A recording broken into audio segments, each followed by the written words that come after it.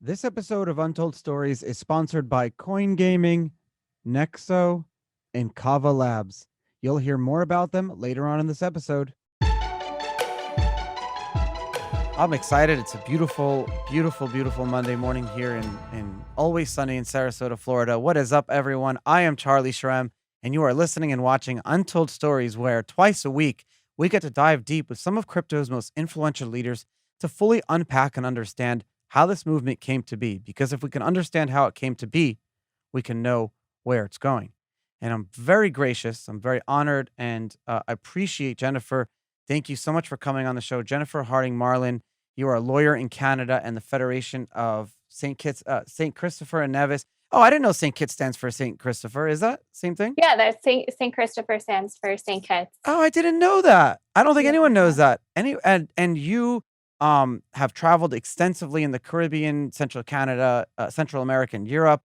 You've established residency in 3 different countries, and you've traveled all over the world. And you are the guru and the wizard of citizenship by investment, complex multi-jurisdictional litigation, just being able to bring in all the different systems around the world and allow people to potentially become citizens of different countries or based on tax strategies or family history or heritage or for whatever the reason, you help people do that.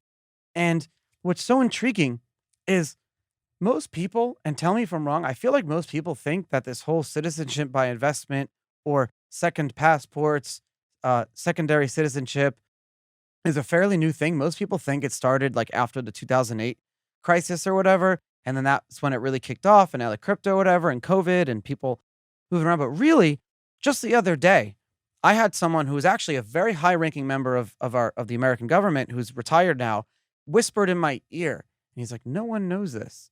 Well, obviously people who need to know it, but like only my family and I have had secondary citizenship for decades. And I'm like, "Wow, why? Why?" And told me just it's for s for him, it was, in the '70s during the gold a lot of the gold issues that were going on in the US, people were losing a lot of their wealth and their money, and people were afraid of the government, and so he decided for his family, for sleeping at night against a hedge, he just felt comfortable, having an investment in another country and then having citizenship there as a way for himself, and that was his reasoning. And I said, I love that. Do you get the same type of answers? And is it true? Has it been around that long? Some of these programs?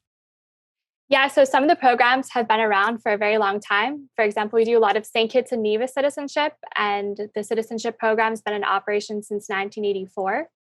So it's really been going Wow. on for a really long time. And a lot of people are motivated to get a second passport for many different reasons. A lot of people, it's a plan B option. They want to hedge against risks. They're for tax purposes and or have access to high level visa free travel, just to sleep at night knowing that they can be, if anything goes wrong, they can just move to the country where they acquired citizenship and have that citizenship in their back pocket. Could it be that people who look at second citizenship, like myself included, and so many others, you look at it and you almost say to yourself, why do borders actually exist? Yeah, that's a question. When I first started to get into the industry, what I thought was really, or what I kind of like dislike about the world that we live in is that people are limited based on simply the country where they're born. If you're born in Pakistan, or you're born in a country, the opportunities that you have are limited for travel, for work purposes, for you name it. And so that's one of the reasons why I got into the industry, is I wanted to help people achieve their goals, be able to travel more freely, live more freely and globally, whether that's for business, to be able to travel for business or have more opportunities available to them. Um, so yeah, I agree that the world shouldn't have borders. And like you look at that, and there's so many programs around the world now. And I just read a paper. I think Mark Zuckerberg wrote a paper in 2007 talking about how for centuries humankind has gone, from rural farmland and then eventually into cities, industrial revolution, the rise of the nation state as we know it, during, around, if you look at just the rise of different kingdoms in medieval England coming out of the middle dark ages and into what the age that we're in now. the rise of the nation state, like I said, and then you have like the rise of these smaller, more efficient jurisdictions, like Singapore. And Singapore is and Dubai or Mhm. being Israel are being seen as great places during COVID just because they're more smaller, nimble governments. So, but what Mark Zuckerberg said was very interesting, and I think you agree with him, and it's the reason you went into your business, and but you never probably read the paper, and that is that the next step for humankind is the digital nation state, and that people shouldn't have to be denied different equality based on the countries that they were born in, and in fact, freeing being freed from those shackles, like what you help people do, is something that Mark had talked about over 10 years ago, and so like now that we have crypto and we have the ability to do online decentralized governance, to be able to have digital identity and do all these things. So it's not just like cryptocurrency; it's crypto equity, crypto government, crypto everything. You're potentially going to see the rise of like the political class of Bitcoiner, and that political class doesn't care what passport they hold. They just want to hold the best one so they can do business and travel freely around the world. Yeah, so we've experienced a lot of cryptocurrency investors that have been seeking second passports, that have like more of sort of like a libertarian Sure. um, viewpoint, and especially because Roger Ver, who you're friends with, who did the citizenship program himself, sort of kind of led the way for other people to get into second passports. So what are the most top programs right now? For cryptocurrency investors, I would have to say like St. Kitts and Nevis and Antigua and Barbuda. There's no personal income tax in both these countries. So some people want to do it for that purposes. Is also very family friendly. So you can include multiple family members in an application for citizenship and pass on the citizenship to via descent. So to future children or add a future spouse in the future. But what ended up happening to everyone that I've spoken to who became a citizen of this place, wherever it was, they ended up buying a house there or traveling there extensively, joining the local community once they had that passport. How many people have I spoken to who spend their winters in St. Kitts now? What type of do you see that happening with a lot of your clients? Do they, after the fact, start to say, "Hey, now that I'm a citizen of this place, let me look into it. Let me get involved in the community." Yeah, so we're seeing that increasingly that people want to actually come and spend time in the Caribbean. Before, some people just wanted the passport, and now people want to become more actively involved. Or they're like growing crypto community and based in the Caribbean. So What's the difference between like citizenship and residency around the world? You have like Estonia offering something like e-residency. Does that come with any rights or anything like that? yeah, so the concept of citizenship and residency are different. So citizenship is you're a citizen of the country. You can be issued a passport. Residence is you can have residence and tax residence.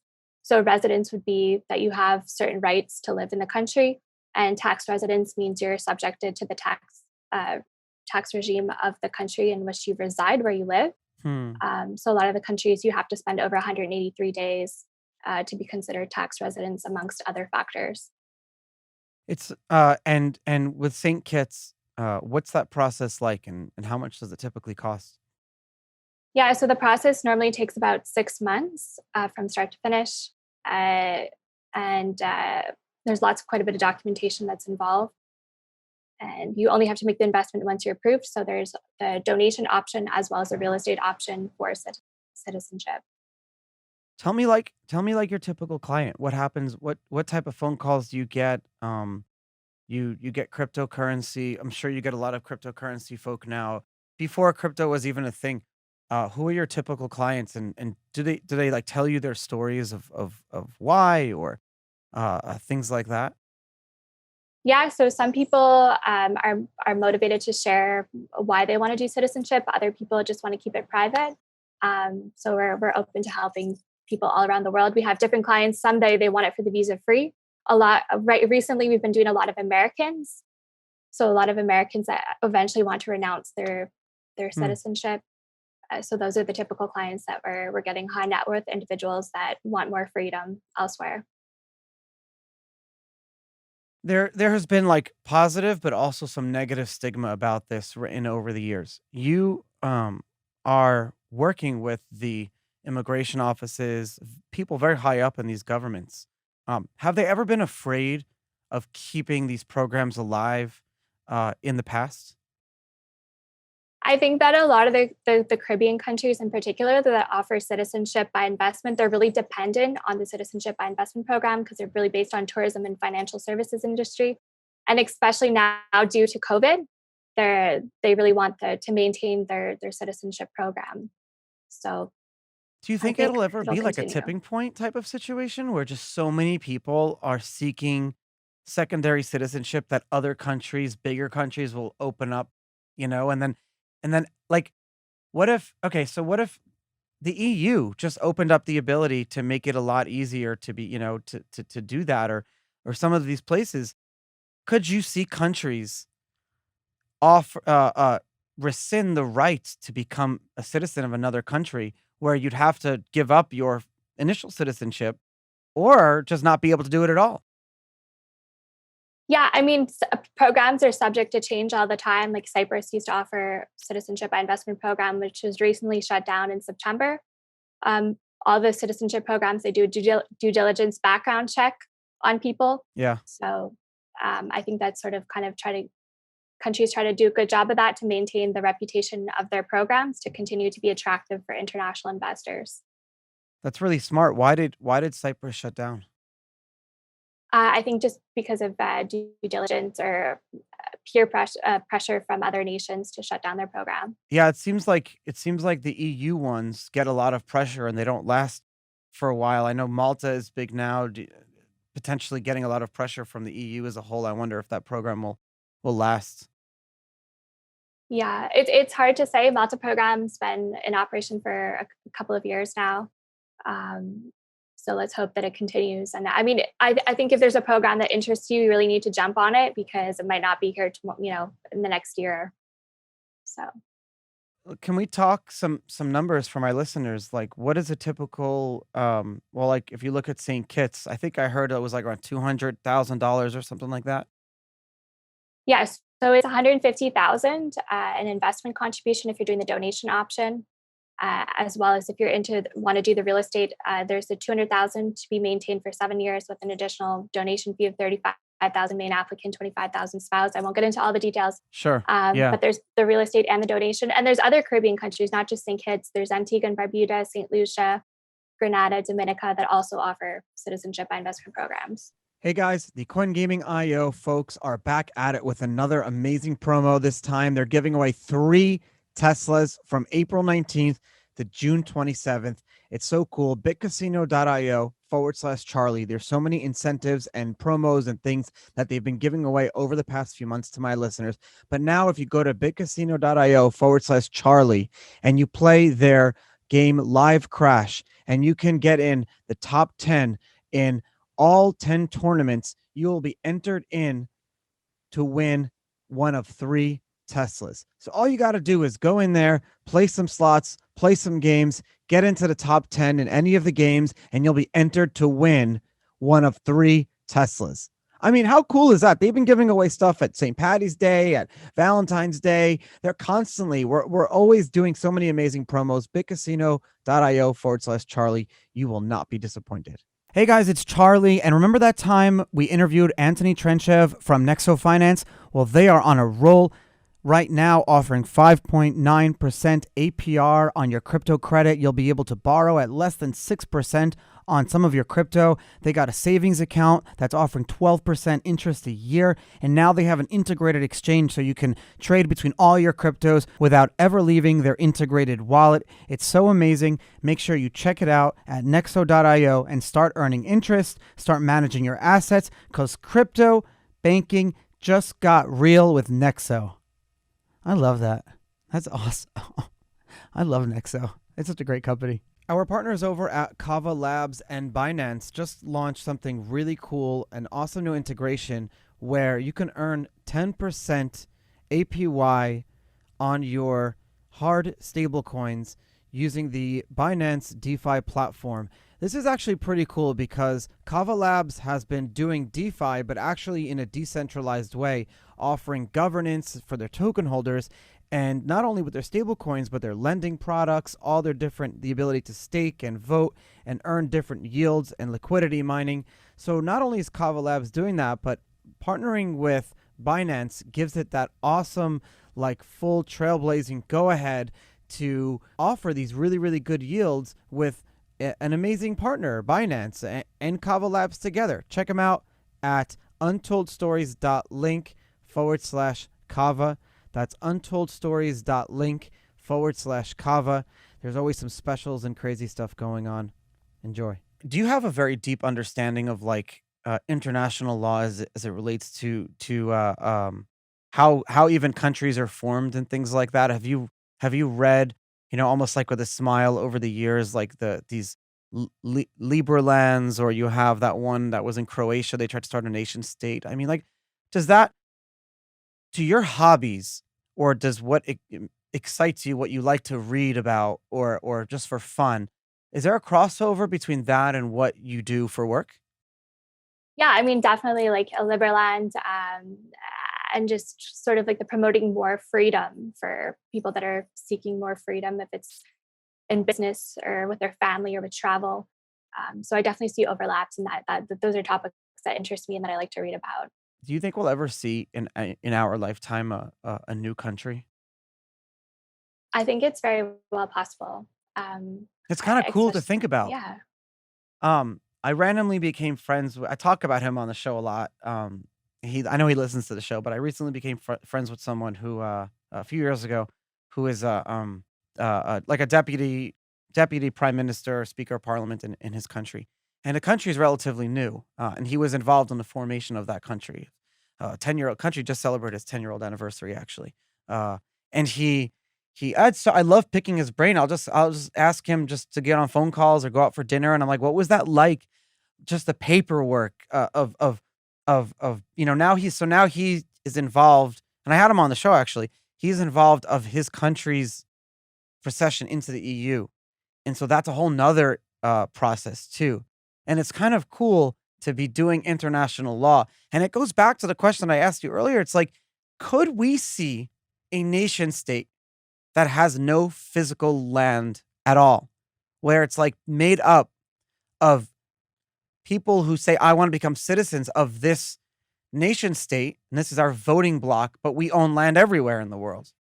I mean, I don't know how that could be. Like, I could declare my citizenship to this. I own land in Florida, and I'm going to say, you know what? If I want to maintain citizenship in this country that is now accepted by the international community, doesn't matter where I live, but I will, pay 1% of my property taxes to this jurisdiction. I don't know. Like, I can't, I'm not making the rules here, but I think you could see a digital nation state. I really do. I do too. Like if you look at NFTs and everything that's gone on in crypto since the beginning, I think it's very well possible in our lifetime that we see something like this. What did you do before? Before this is a very niche practice. Yeah, so I've pretty much focused on citizenship by investment for the majority of my career. I also worked in the Cayman Islands. So I worked in the funds industry in Cayman, and I worked in a law firm in the Bahamas. So I spent time living in St. Kitts Nevis, the Bahamas, and Cayman Islands. And before that, I was a student in law school. I grew up most of my life in Quebec, in Canada. Oh, cool. So Those who are listening who love traveling, or like who are interested in moving to the Caribbean, like tell us the differences between some of the islands. Which are your favorite? What are some differences to look out for? Um, you've traveled to all of them. A lot of people are moving to Puerto Rico, and I know that's a little bit different type of situation that I'm sure you're familiar with. yeah, yeah. So I actually did my pilot's license a couple years ago. So I've had the opportunity to fly to almost all the different Caribbean countries, and it's absolutely beautiful. I love the region. I'm now a Caribbean girl. You won't catch me in Canada in the winter at all. Oh But there's wow. lots of great places for people to go and visit. So I mean, obviously, I spend a lot of time in St. Kitts and Nevis. I love St. Kitts and Nevis. Cayman Islands is a great island to live in. They have residency programs there that you can do. And then I like Anguilla, I like St. Bart's, lots of places to visit that are all very different. Some are English speaking, some are Dutch. I mean, you can see outside today. Oh, that's I gorgeous. mean, there's nothing that beats Caribbean living and living by the water. So I encourage people to come and at least visit or at least spend some more time in the Caribbean. When I was in prison, I promised myself that if I could ever afford it, I would always live near the water and never not see water. Um, and now I have the fortunate opportunity that I can. And there's something like in our neurological network. Maybe it's because our bodies are made like 70% of water, but maybe it's something neurological. But we just calmer, less anxiety when you see and you feel and you hear the water, the sea. It's such a beautiful, beautiful thing. And I don't know what it is. There's a lot of actually science behind it. They're looking into that about that. And in fact, uh I try to like stay in hotels where I can see water on a river, on a lake or a pond, no matter where I am, just because you need that. Yeah, yeah. So that what were the first things you did when you got out of prison was just The spend first time with thing I family did and when I got out of prison was get a cup of coffee, a real one. And then the second thing I did was burn my prison clothes in a gas station parking lot. And then I had to go to a halfway house. But the coffee was the best because I was drinking really, really bad coffee in there. And I remember when I was drinking that coffee, someone gave me a piece of bacon. Um, and I just started getting so sick because I hadn't had any grease in a year and a half or 2 years or whatever it was. But yeah, that coffee was so good. I could totally go for a cup of coffee right now. But yeah, I love caffeine. It's my addiction. good morning. Yeah, it's Yeah. well, I think I think that for the same reason that podcasting is, considered new media now, we own our distribution, Hmm. podcasters do. So in the same reason, like there's a movement. Most humans don't know it, but we're moving towards that where it's like we're moving towards self-custody of everything. And it actually goes in line with what we're talking about. So it's not just self-custody of your crypto, which is larger than that. It's not just about your money, it's about your freedom. And when everyone who calls you up, they're doing the same thing. They want to custodialize their own citizenship. And I think the whole world is moving towards that. Yeah, I think people want to choose the rules that apply to them. They want to self govern Ah, themselves yes. and choose the jurisdiction and choose the rules of the game that you want to play by.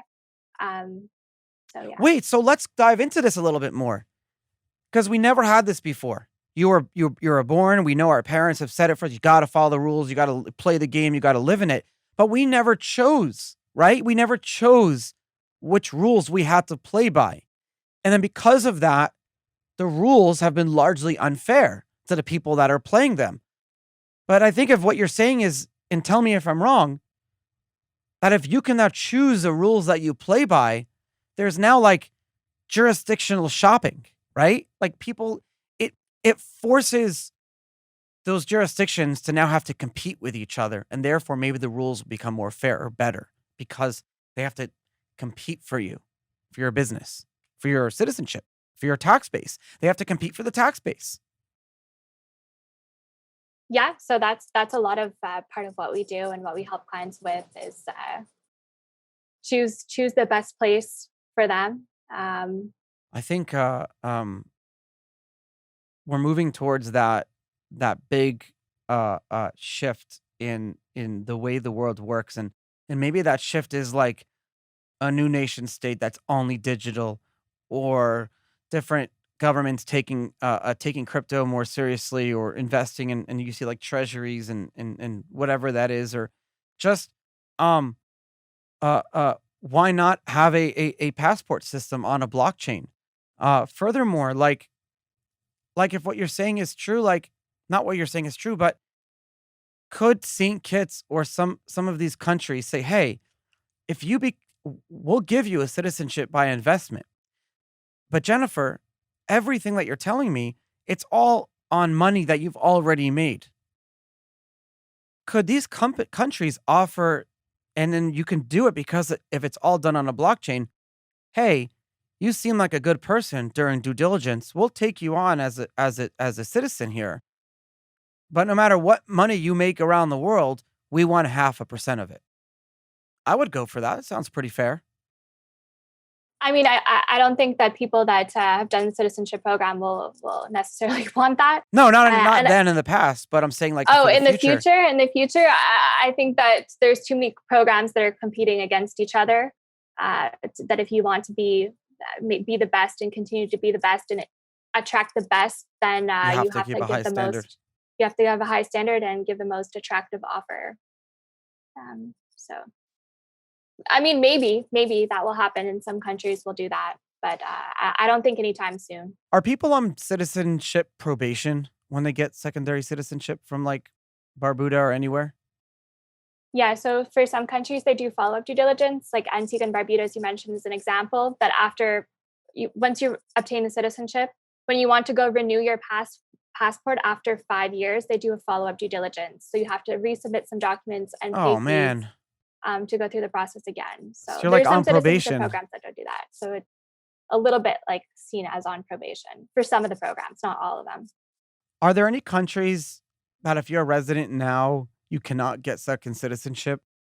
Like if you were born as a citizen of this country now, well, my listeners are listening, like Americans can get secondary citizenship to most places. Are there any countries that where if you're a citizen there, you can't do secondary citizenship? You're talking about like if you're born in a country, you might not necessarily get the citizenship of If you're the born in a country. country, are there any countries that don't allow you to hold second passports? Oh yeah, so there are some countries that don't allow you to hold second passports, and you're only allowed to have one passport. And technically, if you acquire another passport, then you would have to renounce the passport of your home country. Which countries are that? I believe like Japan, China, Russia. Oh wow. Um, Oh, I didn't realize Japan would be one of that's crazy. yeah, so Yeah. you're only allowed to maintain one citizenship, Japanese citizenship. How have like the local cultures reacted to these programs over the years? Yeah, I've talked. That's an interesting question because it's something that I asked myself when I got into the industry. How do local people feel about it? I think it's mostly positive. A lot of the funds go to help the development of the country through healthcare, infrastructure, programs, local housing, stuff like that. I don't think that all citizens actually want to come and live in the island. They just sort of want the citizenship and the passport. Although this trend is probably changing a little bit, Sure. most part it's been positive amongst locals. And that's my experience in all the Caribbean countries. I've spent time in all the countries that offer citizenship by investment, and everyone seems to be proud of their program and happy that their program exists. What are some numbers? Like how many people around the world do you think hold second passports? Not because they were like, like for marriage or something like that, where they had to seek out a second citizenship. What do the numbers look like around the world? It's hard to say just Huh. because not all the programs that offer citizenship by investment publish their statistics, but I think it's probably thousands, if not like millions, Jennifer, over the if years. if my listeners call you, will they get a discount? I Or at mean, least a they could. We could talk. consultation? Yeah. We typically offer free consultations for clients. We sort of do like a risk assessment. We may or may not be able to help you. One of the Sure. requirements is not to have a criminal record. So if you have a criminal record, it's something that we need to Yeah. Yeah, we verify. talked So about that. So I can't, it's very difficult for me if I wanted to pursue this because of my history. And it's almost yeah, a really crappy situation that I have to be a second class citizen for the rest of my life. But you know what? I don't mind being someone being outspoken for that, and hopefully, policy can change. I'm trying to do that in America now. I'm trying to at least. And if anyone wants to help me with this, I'm working with a lot of politicians to end lifetime criminal disenfranchisement. If you made a mistake, there's no reason that you should have be a lifetime second class citizen in America. And I'm trying to end that. So yeah, I know it sucks. And it's not for me, it's for my friends who are constantly having to deal an uphill battle from applying to a bank account and a credit yeah, card to getting a marriage license. When you go get a marriage license, the lady behind the desk at the courthouse knows you're a felon. It's embarrassing. It's embarrassing. Every week I'm reminded about it for something else, and it's not fair. I'm a chance. So I'm being trying to do that. Um, Yeah. but thank you It's so much. What It's were you gonna also say? an issue. I was about to say it's also an issue I'm really passionate about. I think, some people have records from 20, 30 years ago and it follows you throughout your whole life. And I don't think that a mistake that you made when you were in your late teens or early 20s, then your 50 or 60 should continue to influence or affect you. So Thank you for saying that. Really, thank you. Jennifer, yeah. thank you so much for taking the time and coming on Untold Stories. You've given us such a wealth of information, and you're going to get a lot of calls from my listeners who are very interested. I hope that everyone finds the freedom and the self sovereignty that they seek. But more importantly, I hope you, Jennifer, and my listeners find the joy in life, because life is that gift, and we should be living it, because this is the gift. It's a beautiful world we live in. You have been listening to Untold Stories. Thank you so much, Jennifer. What is your website? So everyone, I'll have it in the show notes, but for those who are listening and like driving, they can't write it down. What is your website? Okay, well, first, thank you so much for having me. But our website is www.jhmarlin.com. So you can send me an email at Jennifer, Jennifer, at jhmarlin.com. And I'm happy to answer questions and talk with people further if they want to get more information about getting a second passport. Awesome. Thank you so much. All right. Thanks for having me.